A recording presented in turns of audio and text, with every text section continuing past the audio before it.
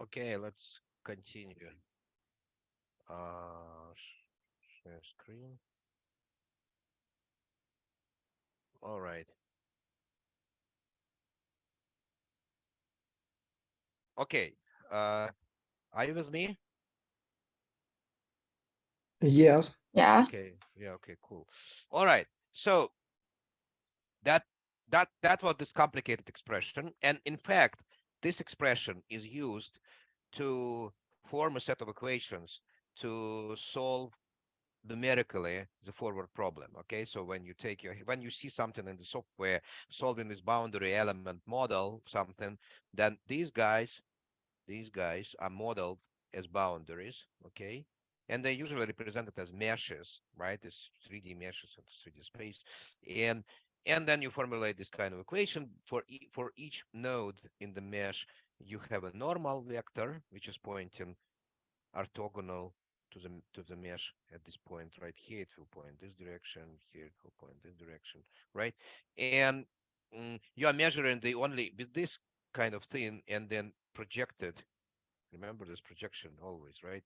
Projected on this normal, basically telling you how much of the current is crossing the boundary, okay, in this direction, because there is some current that's floating tangentially and is not and the less conductive this guy is, and the more conductive this guy is, the larger the difference, the more current will float in this direction. So you're only interested in the one that perpendicular, right? So you project this, and yeah, you just form you just have this grid where you say v1, v2, v3, whatever. It's huge set of equations that adhere to this one, okay, with some boundary conditions, and you solve this, okay. uh uh, and you solve this, and then uh, but there are some good news. Okay, if you think that this head is not of this such complicated shape, right, but something simpler like a sphere, for instance, okay, then this equation can be solved analytically. Okay, both for the well in the for the case of the electrical potential, the solution is given like infinite series summation, and you just truncate this series by some number of terms, and in the magnetic field it will be just an analytic solution. Okay, so um, there are two things which you have to understand. Okay, you understand that the magnetic field is just a vector, right? It's a vector that is pointing in some direction in space, right? And let's say if you are talking about the current dipole here and you're measuring field somewhere here, or this is your current dipole, for instance, and you're measuring your field somewhere here at this point, then the field can, and this is a piece of the sphere that you approximate your head with, okay? So take your head like Jack in the Box, you stick it into the sphere, right? And there we go. That's your model, right? For instance. Or you can have multiple spheres, you can have like a sphere for the brain, a sphere for the skull, like for the inner surface of the skull, sphere for the outer surface of the skull, and another sphere for the actual surface of the scalp, right? Of the skin. Okay. But anyway, so this is the sphere, and you can have if you put a radii from the center of the sphere through the whatever to the point where you are measuring the field, you can decompose your field vector into three components. First one is radial, which is directed along the radius, right, vector. The second one is perpendicular to this radius in this direction, and second one in this direction. Okay, but we don't care. This is a tangential plane. These two vectors, they define the tangential plane, which is just touches the sphere at a single point, right? Or you can displace it away from the sphere, but still it's parallel to the plane that touches the sphere in a single point, right? Okay, so it's a tangential plane, or касательная in Russian. Okay, so and the perpendicular direction to it is so-called radial, right? Radial orientation, right? So it happens so that radial component of the field is something that is measured most frequently, because remember how your sensors are located, your EEG sensors, right? They're around the head, and they represent themselves the coils, that the coil surface the plane is kind of perpendicular to this radial direction, right? So you're measuring the flux of this radial field component through the coil, right? So primarily we are measuring the radial component of the magnetic field. It's not to say that there are no others, but we are primarily most often measuring the radial components, okay?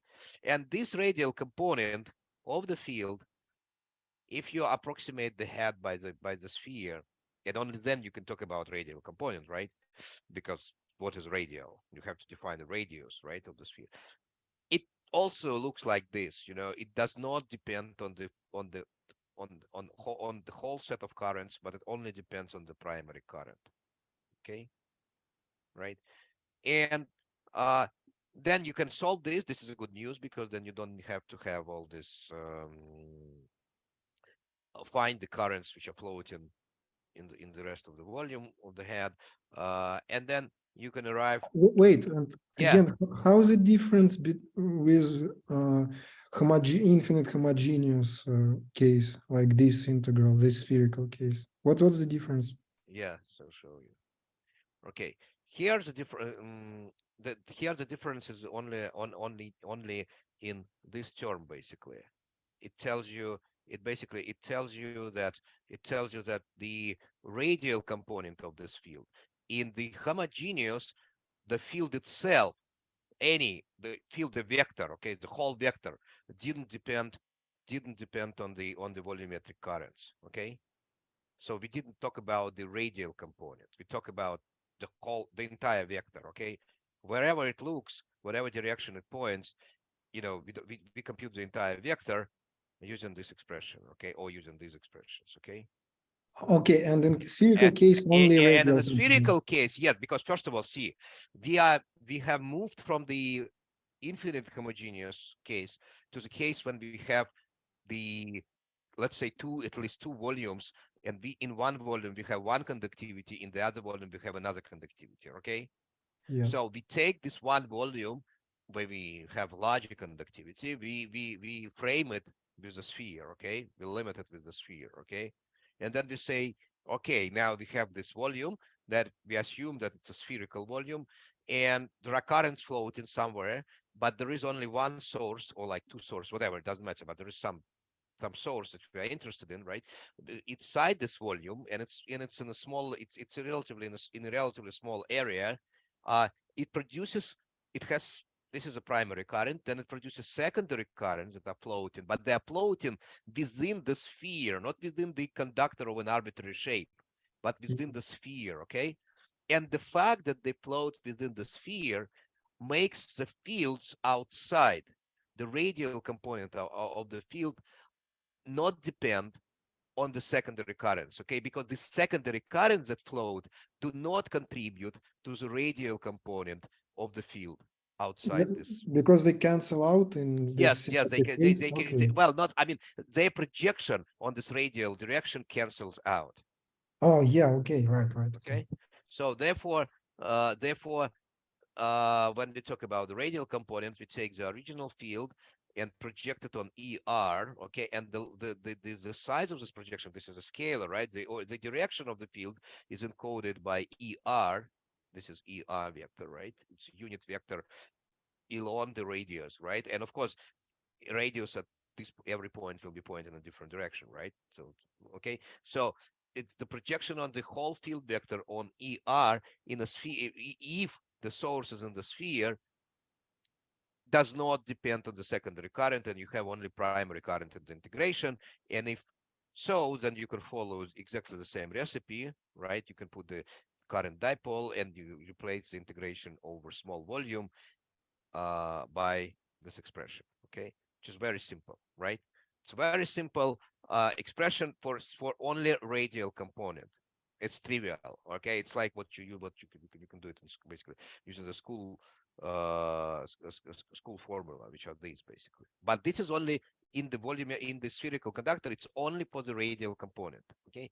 If you are interested in the rest of the components, okay, basically in the entire vector B, not its projection on the radial direction, but the entire vector B, okay? Not in this part, right? But entire vector B.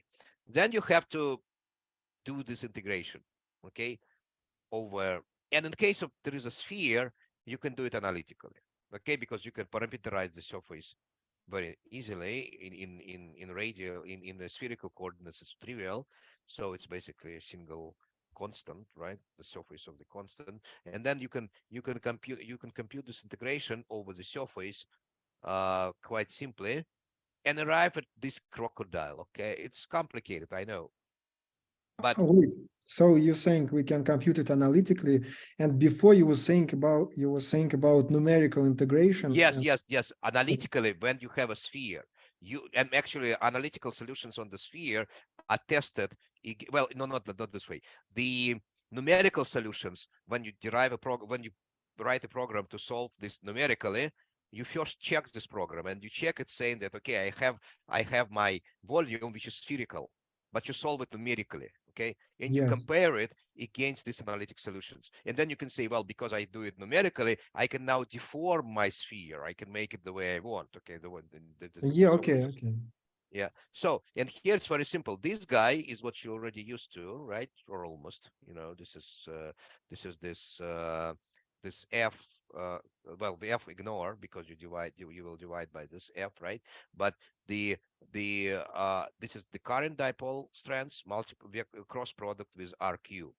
This is exactly this guy, right? This is exactly this guy, right? But this is the radial component, right? So you have and this radial vector here, and the direction of this field is encoded by this cross here, and then this is this modification. Okay, it's complicated, yes, but you don't. This is just this is the result of analytical integration of these formula, taking into account that your surfaces are spheres. Okay, and you arrive at this, and each of these guys I just described here. This is nabla of f.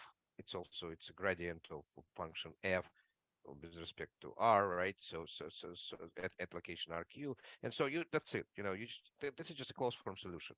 Closed form solution for the entire vector of magnetic field, entire vector, uh, in the spherical volume, if the dipole is located in a spherical volume.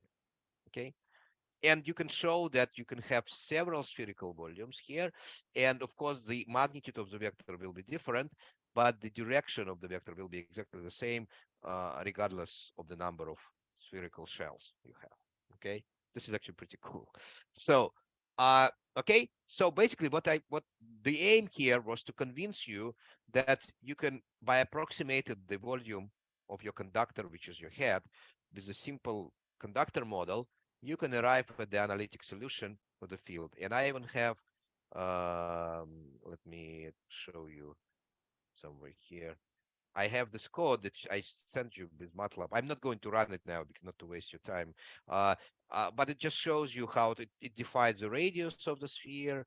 It then defines the coordinates of the sensors in the spherical coordinates, okay, just elevation and azimuth and the distance to the sensor.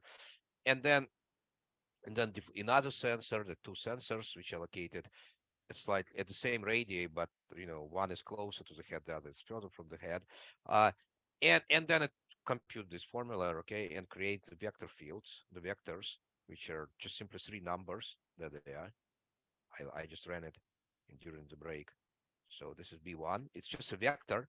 It's pointing in the direction where the field is pointing, and then and the size of the SMNOR is the intensity of this vector. And this is I just projected these vectors onto one radial vector, onto one direction, onto another direction, just subtracted them, just whatever, doesn't matter. So, but that's that. So just to convince you that you can compute the field analytically very simply, okay?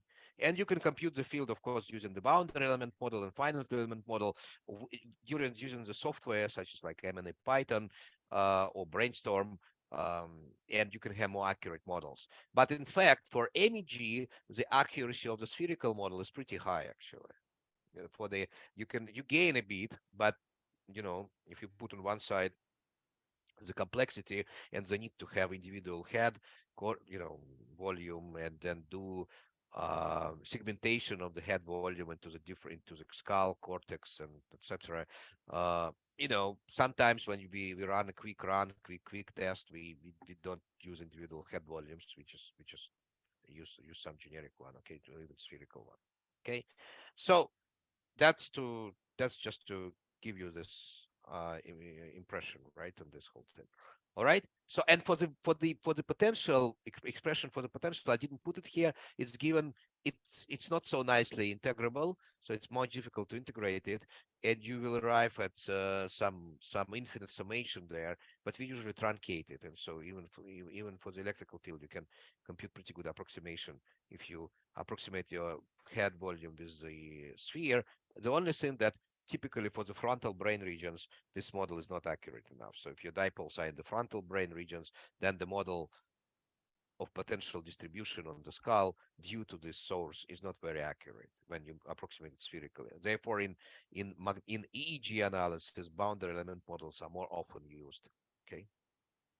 Okay. So, all right. Now, any questions here?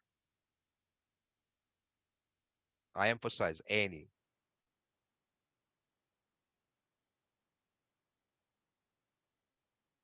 Okay, no questions, right? So everything is more or less clear, right? So basically, look, what we've learned here, we've learned to come, well, not, I mean, learn, you got acquainted with, okay? You got acquainted with the way to compute a magnetic field at an arbitrary location in space due to a dipole located at another arbitrary location inside the head, for instance, inside any conductive medium, right?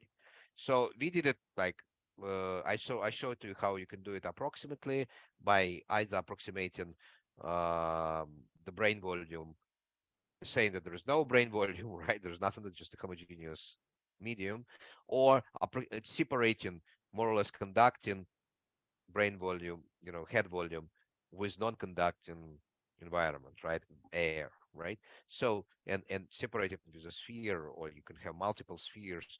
Each of the spheres will mimic these layers, but will be spherical. Okay, so you arrive at these equations, and so basically now, what you are interested in, what we are interested next.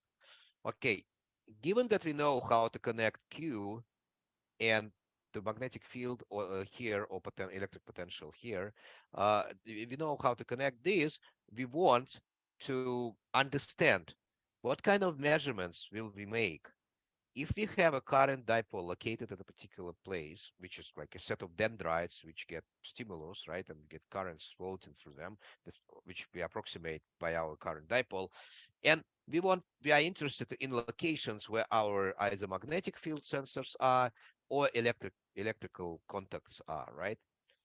So for each dipole, we want to compute a set of values which will tell us here will be a triplet of values, right? Because for the point showing us the direction of the field, right? Or maybe we are interested on a radial component, then it will be just the strengths, right, of this radial component, but in a set of locations.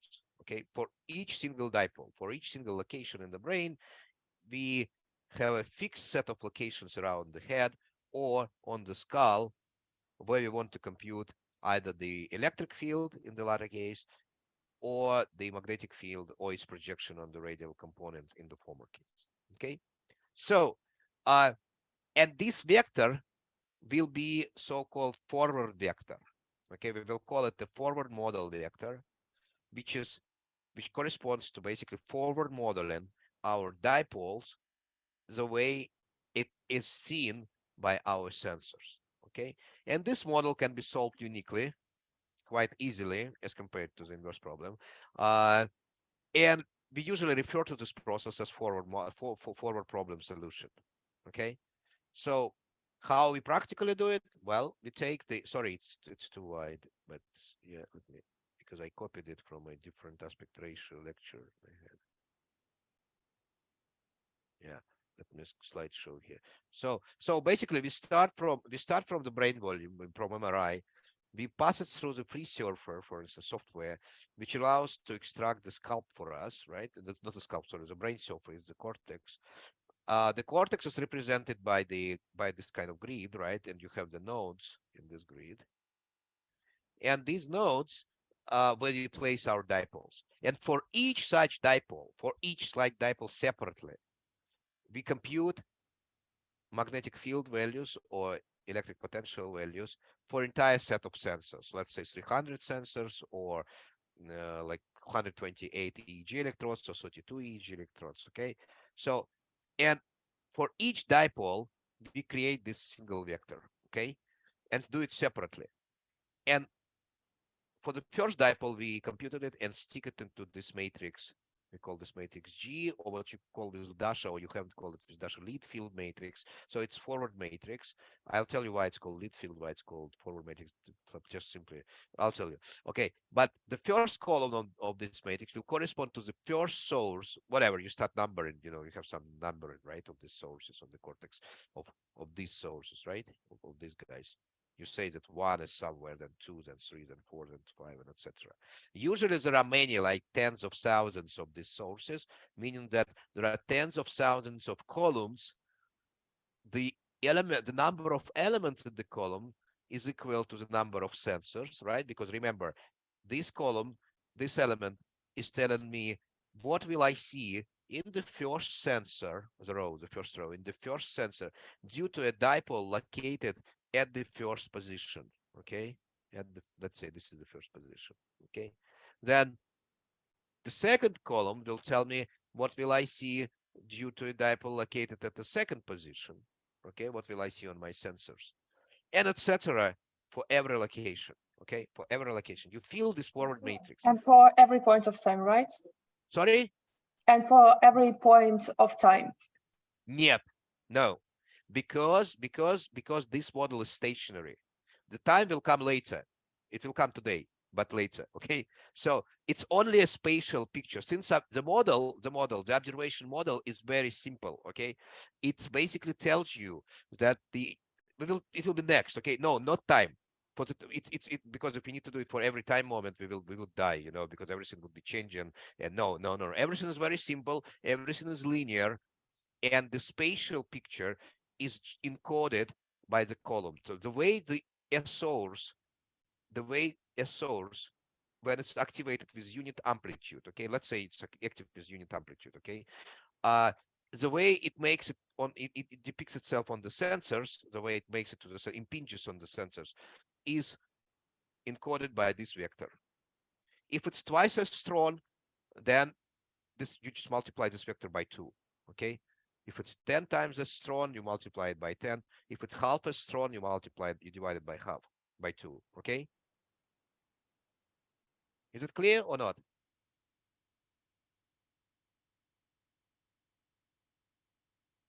The time component will come, but yes, the sources are differently related dipoles in different parts of the brain, like something yes. like in real experiments. Mm-hmm. Yes. And there are two approaches here. Now we are talking. Not to confuse you too much. I'm assuming that sources are perpendicular to the local cortex. Okay, like the dendrites, right? They are anatomically perpendicular to the cortex, right? So therefore, for each dipole, for each source, we have a single dipole. Okay, just one dipole per source. In a more advanced way, we model each source with several dipoles. Okay. With three dipoles oriented in 3 orthogonal directions. But don't confuse yourself first, okay? Just forget about it for now. In each location, we have a current source which approximates those dendrites, which are called pyramidal dendrites, or dendrites of a pyramidal cell. Sorry, they're called apical dendrites. Dendrites that are going towards the cortex and are oriented perpendicular to it. Okay. So therefore, our dipoles are oriented perpendicular to the cortex, and of course, every location, the orientation is different. And for every source located in these like green, yellow dots, for instance, or even more dense green, you compute this vector. Okay, this is just single number, and I will show you. And see, it's here. So basically, you can depict this. You can depict this as a color-coded diagram, where simply you interpolate in space, right? You take each each sensor. And you, well, this is in 2D, right? So you just project it on this 2D, for instance, and then you encode with the red color the strongest signal, with this pale color, with this cyan color, the weakest signal, okay, and the weakest intensity. And so you can depict this. So basically, this row, this column, sorry, can be depicted as this thing, right? It means it corresponds to a source located somewhere here and oriented in such a way that it has only this positive component and negative component is somewhere there. But you understand, right? So it's most likely the source which is close to this location, okay? So maybe somewhere here, right? If you assume that this is a brain, this is, here's your left ear, here's your left ear, here's your source, okay? So for another column, we'll of course have a slightly, here it's on this slide, it's the same picture than the previous slide, but typically you'll have it, not typically, it will have to move, of course, because the topography for the next source will be different. Well, of course, if it's very close, then it will be very slightly different, but the further it is, or even the orientation of, if you move it and the orientation changed, then the topography will change drastically. You will see it today, I'll show you, but, just bear with me, okay? So, and this is your forward matrix, okay? This is very important that you understand it, or lead field matrix. Why it's called forward, why it's called, well, forward, you understand, right? Because it encodes how a dipole located in this place corresponding to the source, to the column of this matrix, how it's forward modeled and how it's forward modeled, basically meaning that what field this dipole will produce outside the brain, okay? So, but if you look at the rows of this matrix, it basically tells you, because the number of rows is equal to the number of sensors, right? So the rows, each row tells you about a sensor and tells you about how each sensor is sensitive to all the sources in the brain. Well, I mean, to all these nodes, source located in all the nodes, right? Basically, you could probably draw this row. It's lengths of number of sources, so like tens of thousands, right? And you can color code it as well, for instance, on the surface, right? It can be that the first sensor is sensitive to primarily sources here, slightly here, okay? And this is what's called lead field. Why lead field? Because it's all historical. The EEG channels, EEG electrodes are leads, okay? Отведение по-русски. Leads. And therefore, lead field is the field that each lead is sensitive to, and the extent to which it's sensitive, okay, in the different locations in the brain, okay? So therefore, it's called lead field. So you can call it either lead field, so you can call it forward field, right? Forward matrix, okay? So depending on what you are referring to, it's a set of rows or it's a set of columns, okay? So, all right. And then things are pretty simple, actually.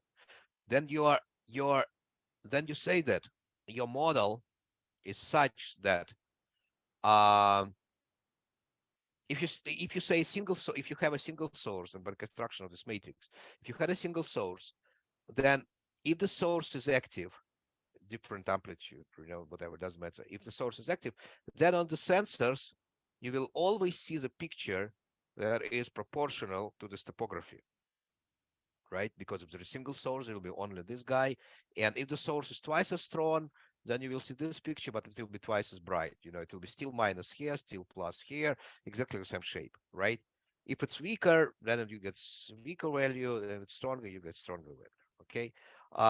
And this is in mathematically, you can write it for the single source, it will be G sub I, where I is the index of the column, which of number of the source, right? On this grid, right? On this grid. So it will be G sub I or G1, for instance, multiplied by J1 of T. J is your source current. This is your current density or current of your dipole. And that's where the time comes into this model, okay? Because at some location in time, your source may be more active. At some location in time, your source may be less active, okay? So let me try and show you some demonstration, some illustration here. Zoom it in a little bit. Okay. All right. So now, this is you probably already know a little bit of how to run this whole thing. Okay, so I computed the forward model here. Okay, and I obtained. Let me show you. I obtained. Boom, boom, boom. Hold on. Yeah, I obtained my lead field matrix, which is forward solution corresponding to the data, whatever the data of this is how you access the forward matrix. Okay, so you can look at it and you can say that, for instance, FWD times shape. What stupid thing I hit this? What? Why? Okay. Let me run it. Maybe it's all died. Let me run this whole thing again. Let me start from here, here, here, here, here. Hold on. Yeah.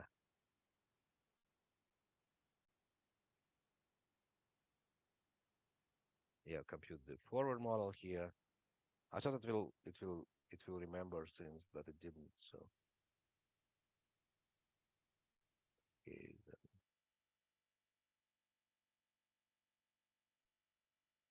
okay. All right. So why? Hold on. Why it doesn't? Maybe it's It's still still running. computing somewhere. Yeah, huh? it's still computing. Yeah, yeah, yeah, yeah. I mean, I don't really like this M&A, you know how Jupyter Jupyter notebook. It's horrible. I mean, but yeah, let's no, it's still computing. But what do you suggest to use instead? You know what? Well, see, I'm an old school guy. Okay, so I coded in C and then I coded in MATLAB. Okay, well, with MATLAB you cannot really do a normal program, right? It's not a programming language, right? You can simulate on it things, but writing a finite program on it, it's not a very good idea. But as an alternative to MATLAB and Python based is I like Spider as an environment. Okay, because in Spider you have access to single lines, no problem. You can execute them. You have access to Spider, to Python console. You can inspect variables. You can do whatever. It's very similar to MATLAB, but you can write normal programs in there. Okay. And Okay. even if you use PyCharm is not as convenient because you do have Python Python, how you call it, Python console there, but it's not that it's readily available right here, right? You can, it's a little. I found it a little less intuitive. Okay, so Yeah, I see. yeah, so, but let me see if it finishes. I don't know. I ran it before the class, and for some reason it decided to die. Well, anyway, let me then show you whatever. Forget. So let me not waste time. Okay. So So this is the forward matrix. It will tell you that this is of the size 306, but 306 is the number of sensors. Okay, Dasha probably already explained it to you. 306 by 10,000 something. Okay, by many sources. Okay. Then what I did, I generated the sources. I generated my generated my data. Okay, how I generate my data. Okay, I first defined two matrices of ones and zeros. Okay, just simply of 10 samples each. Just to, and then I said, okay, my first source activity, my S, which is a vector for different time slices. Okay, for T1, T2, T3, and etc. For I can for 20, I can concatenate it from ones and zeros. So the first source will be active during the first 10 samples and will be not active during the second 10 samples. Okay. Uh, another source will be on the contrary active during the second 10 samples and passive or not active at all during the first 10.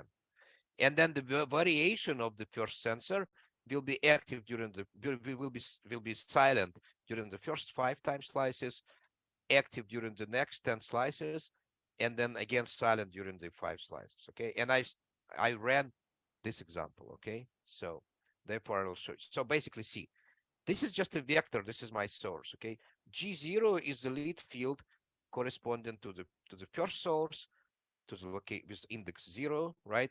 And G1 is the lead field corresponding to location with index 1000. Okay.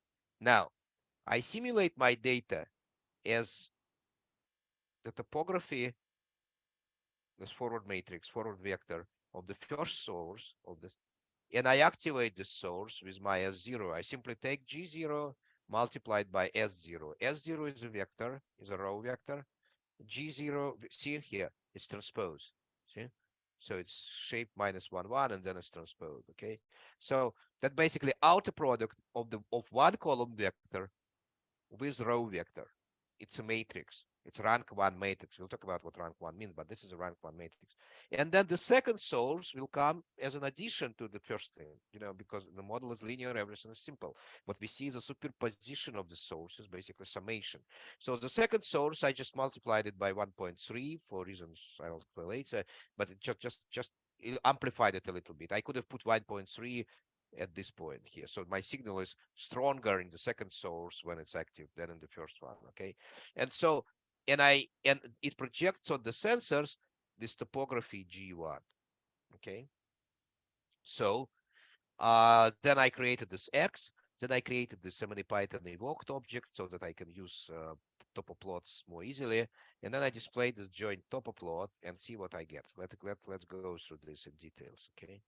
So all right, this is my data. Okay, this is a portion of the data, or maybe all channels. Yeah, these are all magnetometer channels. Okay, you remember, right? In this MEG machine, we have 102 magnetometers and 2004 gradiometers. Okay, but let's talk about magnetometers because they're simpler conceptually. Okay, so remember during the first time, my source is active. It's constant. My first source is constant. It's active, and this is the topography of this source. And for each time slice in this first portion, I will get exactly identical topography, right? Exactly identical picture of my sensors, because there is only one source that is active and it has the topography that looks like this. And it's located somewhere in occipital lobe, right? Somewhere in the back of the head, can be very well like alpha source or whatever, right? Then in the second part, in the last part of the data, I only have the second source active. This second source has topography like this, plus here, minus here, corresponding most likely to a dipole located somewhere in the middle of the head over, so the central line, not very deep, but, not in the middle of the head, but on the central line, not very deep, but somewhere, like whatever. So, and oriented in this direction, right? Because you have the current floating in this direction, the magnetic field is circulating around the current, or this way actually, because it's leaving the current in there. It's leaving the skull, the head here, and entering the head in this location, right? This is what this topography tells you, okay? But in this middle portion of the data, I have the summation, I have the superposition of these two sources. And see, my picture looks much more complicated than either this one or this one. I have a combination of two sources. There is one source here, there is another source here, and they get added. These two topographies gets added, and they're mixed in the proportion of the activity of my sources in this case, at this 100 millisecond time slice, right? At this point, right? At this 100 millisecond time slice, and they're mixed with a proportion of 1.3 times activity over S11 and times and activity at 0, because this guy is 1, this guy is 1, and then this 1.3. So I amplified the second source because the second source is deeper than the first source. And therefore, if I didn't amplify it, you wouldn't see such a beautiful picture. This first source would dominate, okay? Therefore, I amplified it to show you this mixture that when the two sources are active, you basically have what we call superposition of two sources, okay? And now it's an interesting problem, okay? Now the interesting problem would be to now infer where the sources are. What you observe is this, and you know nothing about where your sources are. You don't even know the number of sources. Well, you can guess, and I will probably tell you a little bit on how to do so today. But the question is how to solve this inverse problem, how to find these dipoles that produce the signal, the fields outside the head that you measured with your magnetic field sensors, or it can be a very similar story for EEG, right? It's just you displayed not magnetic field strands, but you displayed the potential difference. Okay, is it clear? Do you want to maybe comment or maybe add something? It's quite clear, I guess. Okay, cool. I think it's mainly thanks to Dasha because she kind of introduced you to this whole thing already a little bit. Okay, so yes. So now let's, and this is the same thing, but this is about magnetometer gradiometers, but this is later, not to confuse you because this may become a little complicated. Okay, now let me try to share my other device with you.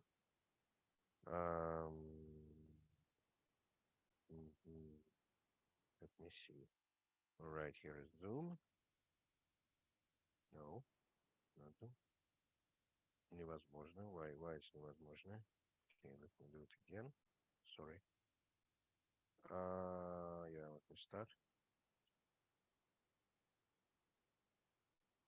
Probably because we stopped. Stay.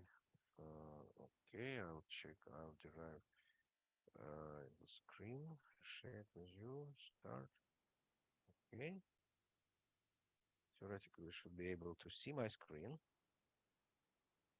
Can you see it? Yeah. Yes, yes.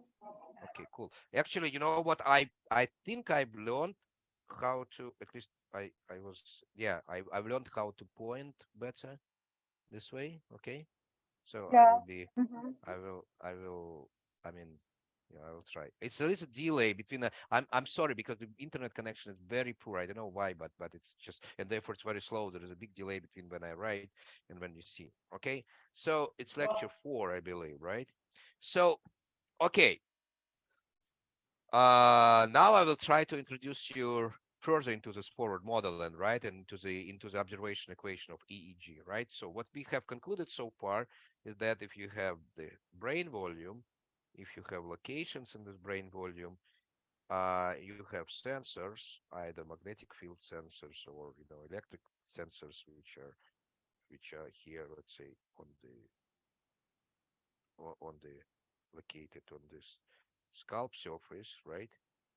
And you have we have topography vectors, right? Let's say you take this source, you have you we say that this source impinges on the sensors, and the strength with which it impinges is encoded by a single vector g1, g2, g3, and etc. gn, where n is number of source, that's number of sensors, right? And for each source, this is for some ice source, right? For some ice source, right? And then from this, you can create a matrix. And this is your forward matrix, like G11, G21, GN1, and etc. G1M, where M is number of sources, G2M, and etc. GNN, right? And this is your forward matrix, G, right? And then the data that we measure is x of at each time slice is a vector, right? Remember how the time series look. If you take a single time slice, it's just a vector of values, right? And for a single source, it will be G1 multiplied by S1 or J1, whatever, or T, where G1 is your topography, right? Let's say something like positive here and negative here, right? And this guy is your time series, right, of this source, for instance, something like this, right? And then if there was a single source, then basically it's clear, it's easy to understand that at each time moment, this guy is simply a scalar, just a number, right? And therefore, it will be 1, for instance, then it will be 2, then it will be 0, then it will be something else. When it's just simply scaled this vector, so the shape of this vector looks exactly the same. It just becomes less bright or less bright or strong or brighter, right? And then changes the brightness. That's it. And nothing interesting happens, right? But when you have the second source added to it, G2 multiplied by S2 of T, things become more interesting, right? So that you have now something like this. You have, let's say you have source, this guy here, and positive here, right? And then it has another, this was S1 of T, this is T, right? And then this is S2 of T. And let's say this active something like this, right? With this kind of time series. And then these two guys add, and then you start having very like interesting interplay between them, right? In general, you can write that at each time instance, your data that you observe is equal to the summation like this, okay? And summation goes over a set of, let's say, R active sources. R is the number of active sources. Okay, so the reason we spent 2 lectures on Maxwell equations is because these guy stopped being too abstract for you. Okay, so you basically kind of understand what it is, right? And you understand kind of, at least, you know, how we compute this, right? And so this is our observation model. Okay, now we need to add something else to it a little bit. We need to add a little bit of noise to it because we always have noise, right? When we observe something, we always have noise, right? When we measure something, we always have noise. So this is the basic observation model. Now, and then we play with this. Okay, we say that we have different versions of it, but there is one way to interpret this model and to look at it. Okay, so this is the model written for, like, if we assume that we have continuous time, right, and this t in round brackets, the t is changing smoothly, we have our model, beautiful. But in practice, we're of course work with the data, you know, which are sampled in time, right, with some delta t time interval, and this time interval is reciprocal to the so-called sampling frequency. So Fs is sampling rate or sampling frequency. Okay. And then you can observe your data. Usually you observe your data over some time interval. And you can say that your S of t, the values of your, let's say your source, right? Your source is active, and vector S, now it's a vector already, okay? It's not a function, it's a function of t, but you just simply replace it with the values of this activity observed at different time slices, okay? So it will be S of t1, S of t2, etc. S of t capital, okay? T capital is just a number. And because all our vectors are columns, we add column here. We can transpose here, okay? And then I have to put 1 here, okay? So this is scalar, right? So this is this guy is hold on. This guy is there we go. Yeah. This guy is a scalar, this guy is a scalar, okay? So and this is just a simple vector, okay? Vector, we call it activation time series. It's called the dipole activation time series because our sources are dipoles, we approximate them with dipoles. And so this is dipole activation time of the first dipole, and this is a vector, right? Now, and we can have it for the same guy, for the second guy, the same story. S2 of t with index t, again transpose, and a vector. Okay, so these are source vectors, right? So source activities. Then we, in order to create the data that we have observed, we can also look at this data on some time interval, right? So we take x of t and turn it into matrix X, okay? And this matrix S simply X vector at moment t1, X vector at moment t2, and etc. X at moment t tau, okay, t tau, sorry, right? Let me remove this and make it a little bit more careful, okay? So you say that this, we turn it into the matrix X, where it's x of t1 vector, x of t2 vector at the second moment of time, and x of t at my time moment t capital. Okay, this is your, and now this is a matrix, right? Each element here, each element is a column, right? In this matrix, right? It's a column, it's a column, it's a column, right? And each column is a measurement of your let's say EEG or MEG device. Okay. Now let's put everything in the matrix equation, in the matrix form. Okay. So matrix X is equal to, let's, from the simplest case, right? Vector G1 multiplied by vector S1. Okay. Transpose. So basically I'm taking this kind of vector. I'm taking this vector that is of length of t, which number of samples that I have measured. I'm multiplying it by this vector. So when I do multiplication, I multiply this by this by that, this, this by this by that, this by that, and etc. Then for the second row, I multiply this by this by that, this by this, and etc. And etc. etc. And then I arrive into the matrix, right? At the matrix, where each row is basically discretized versions of my channel data that I observe. Okay.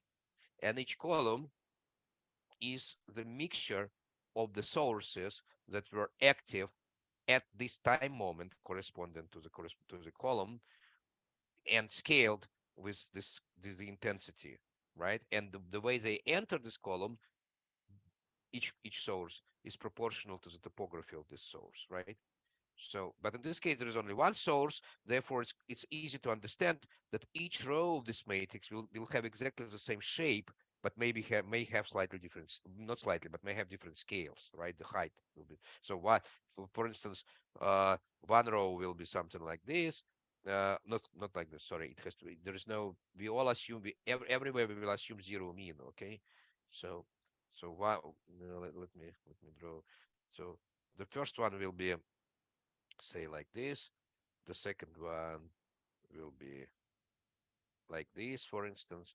The third one may be negative if it's multiplied by the negative value, but it will exactly the same. So you multiply it by a certain positive value, you'll get exactly this line, okay?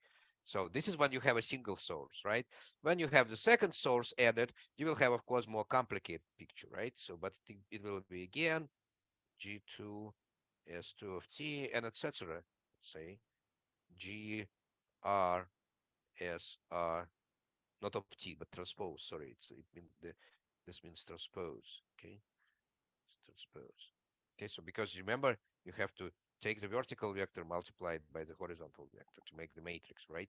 So, and then basically you can say that your data matrix is simply equal to the matrix G. Let's say I put the index R, showing that this is not the entire matrix G, okay, but this is just the submatrix where only the topographies of the sources that are active, of some subset of sources. Let's say I have this source. Sorry, I have source here. This Y. Come on, I have source here. I have source here, and let's say I have source here, right? And this one. So I have total 4. Then I will choose only 4 columns from this matrix and call it GR, okay? And then I multiply it by vector matrix S, where matrix S is created, the rows of this matrix are S1 transpose, okay, here, S2 transpose, and etc. SR transpose, okay, and these are vectors, but they're column vector. They're columns originally, but I put them horizontally, okay, and this creates this is the observation model, and plus you may want to add some noise matrix, okay. So this story already is unfolded in time. It's unfolded in time by this vector, right, which encodes the activations of our sources. And like in real life, you don't know which of these sources comprise G. You just know G for all sources, okay? For all sources that you model, right, that you can store, but you don't know which sources are active. And your goal is to, based on this guy, you know, find these guys. And this is what's called inverse problem, okay? Inverse problem. And this is a problem, okay? This is really a problem, because this problem is the same as if I would tell you, well, pretty much the same. If I tell you that, listen, I tell you one thing, x plus y is equal to 10. And then I ask you what x is, you know, just what?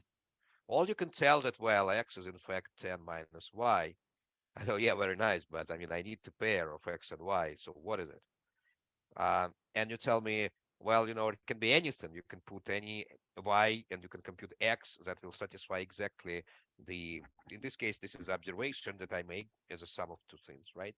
But then I tell you, well, listen, yes, but in fact, x is almost equal to y. Well, I have this is called prior, okay? This is called prior information. Prior information. This is quite a bit actually, right? In this case, because then you say, oh yeah, okay, then it's something. Then x pretty much equal to y and somewhere around 5, right? So this is one way to solve the problem. When you come with some prior about the distribution of sources, okay, about the activity of sources, okay. Another way to solve the problem is to feed dipoles to your data, okay, to try to explain your data with some set of dipoles, okay. What does it mean, a dipole? Okay, the dipole, fitting a dipole, you can say that in this simple example, you can think that you are given a set of pairs. Let's say you are given 1 5 3 7 5 2 3 3 1 8 whatever, I don't know, 7 1 and etc. And these are the values for x and for y, and there are no other values available, okay. And you need to find from this finite set the combination that fits your equation, okay. So it's like a finite search. And in this case, when I tell you that there is only one dipole active, right, you can say that, yeah, booms, this is a solution, right, because nothing else works. Okay, well, these maybe, but not as great, right? Maybe you have noise here, and then this you can consider, but well, assume you don't have noise, and this is a solution. But now I tell you, well, listen, they can be actually several dipoles, and this equation, it's not no longer 10, but let's say it's 20, and you have x1, y1, and you have x2 plus y2. And x2, y2 also can come from these pairs.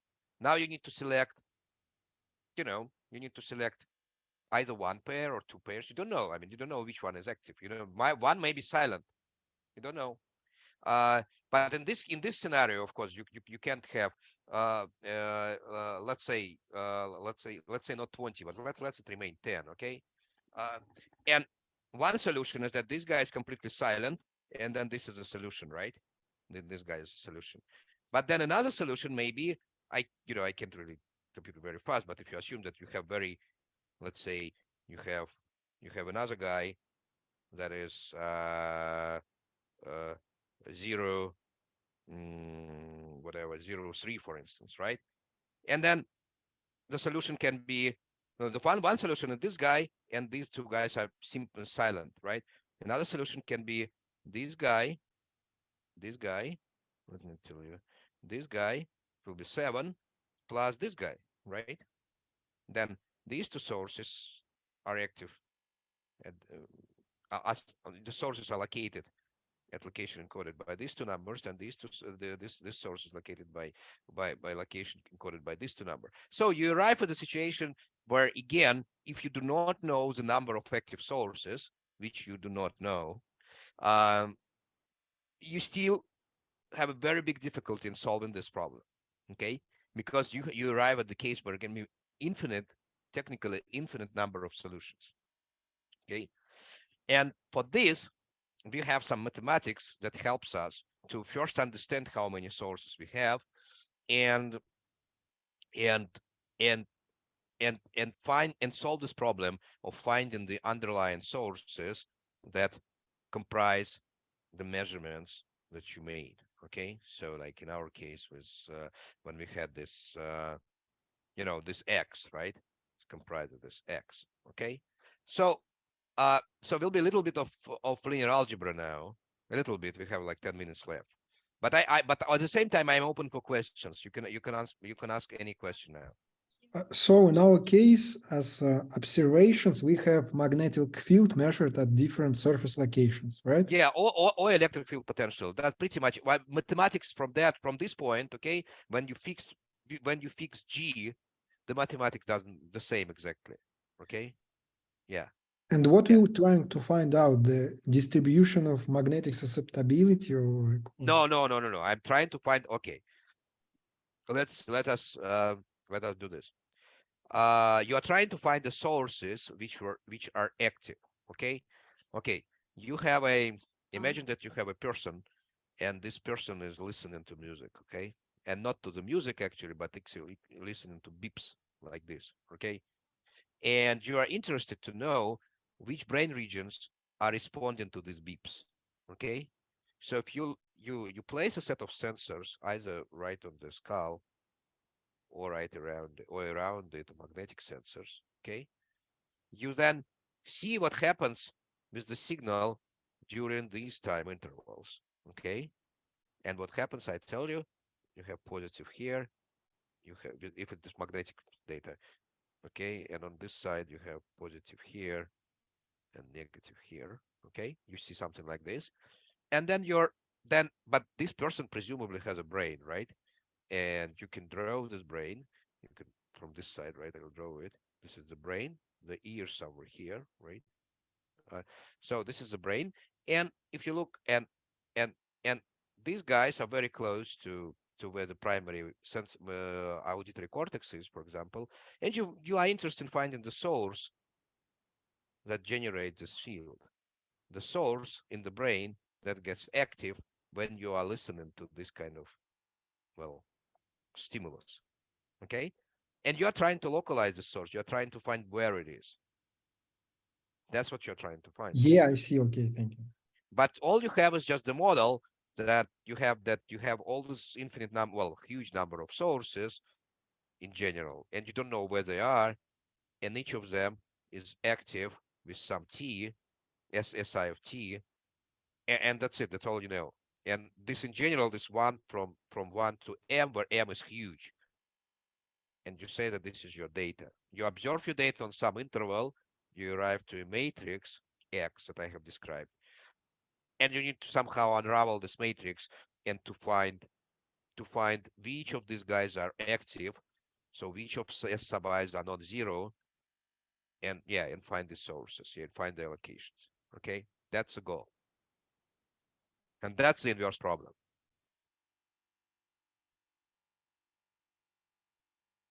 Okay.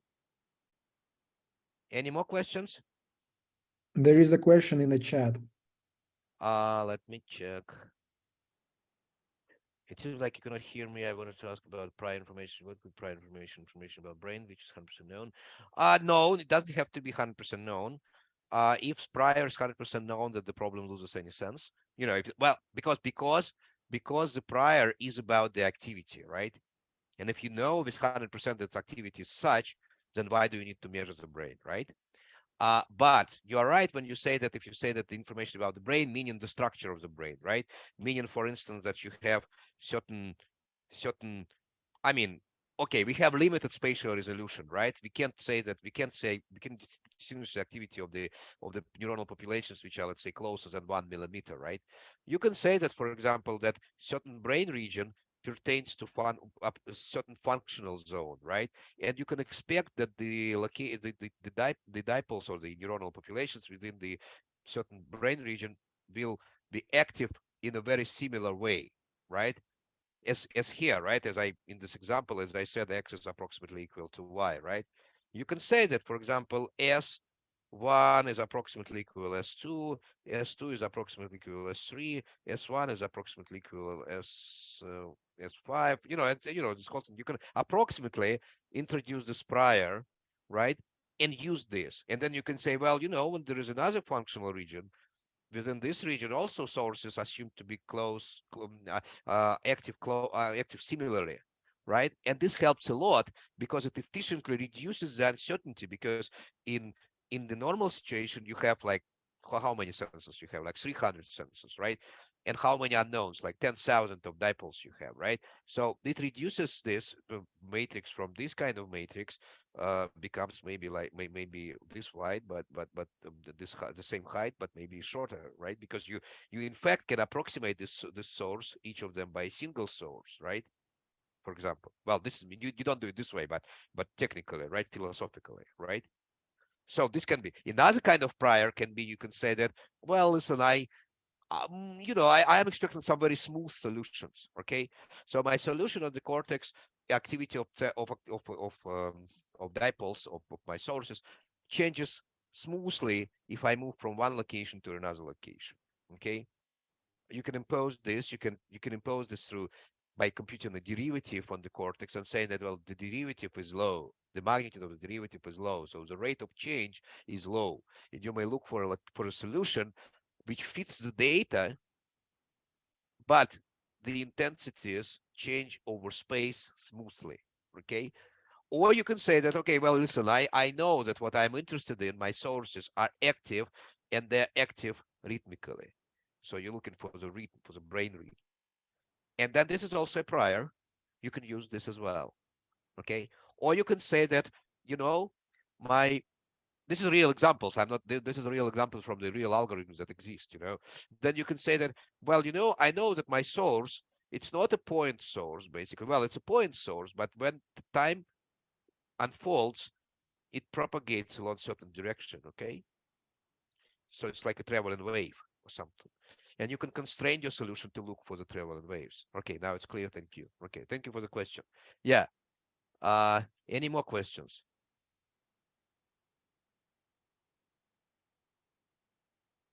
No more questions. Okay. So what time is it? Oh, it's at the end, basically. All right, guys. Dasha has created the document for you. Please do ask questions. We will try to come up with some little homework for you already, which will give you like maybe 2 weeks to accomplish, not because it's too complicated, but because you will need material covered within the next week, for instance, right? So that you don't forget the stuff that we've talked so far. Okay. So during the next lecture, we will talk about, well, you will have a seminar with Dasha where you will play with this forward model and with just simulating different kind of data sets, with simulating rhythmic data sets, with the rhythmic activity, simulating evoked responses, data sets, adding noise, averaging these data sets, things like this. So, but keep in mind, this model, you will simply try to get your hands on this model. A very simple model, okay? I even showed to you this, right? Very simply in this what you call it in the Jupyter, but well, I mean, it didn't work, but I mean, at least I showed what I was able to compute before the lecture. Okay, so and next lecture we will look into some linear algebra about things like rank of a matrix. So if you have had your class on linear algebra, please refresh your mind. Okay, then we will look about SVD. We talk about SVD decomposition, single value decomposition, eigenvalue decomposition, decomposition.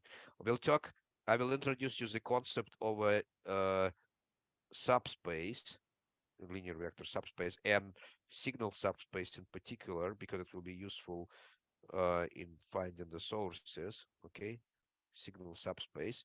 Then I will tell you how to use SVD of your data matrix to find signal subspace of your data.